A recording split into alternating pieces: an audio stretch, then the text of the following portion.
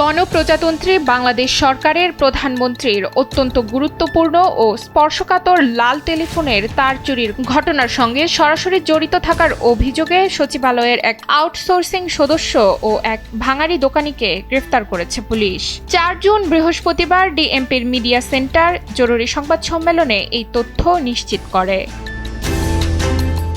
এ সময় ডিএমপির কর্মকর্তারা জানান, সম্প্রতি পবিত্র ঈদুল আজহার দীর্ঘ ছুটির পর প্রথম অফিস খোলার দিনে বাংলাদেশ সচিবালয়ে অবস্থিত প্রধানমন্ত্রীর কার্যালয় পরিদর্শনের সময় এই চুরির ঘটনাটি প্রথম নজরে আসে। গত ১ জুন সকালে দায়িত্বপ্রাপ্ত কর্মকর্তারা দেখতে পান রাষ্ট্রের জরুরি যোগাযোগের অন্যতম প্রধান মাধ্যম প্রধানমন্ত্রীর লাল টেলিফোনটি সম্পূর্ণ সংযোগ বিচ্ছিন্ন অবস্থায় রয়েছে।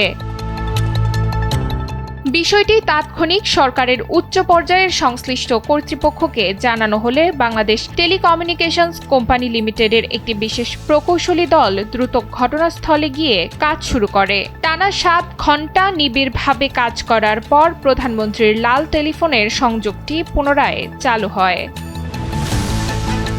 গ্রেফতারকৃত রঞ্জন চন্দ্র ও রেজাকুল ইসলামের বিরুদ্ধে নির্দিষ্ট ফৌজদারি ধারায় মামলা দায়েরের প্রক্রিয়া চলছে এবং এই ঘটনার পেছনে অন্য কোনো উদ্দেশ্য ছিল কিনা তা জানতে তদন্ত অব্যাহত রয়েছে।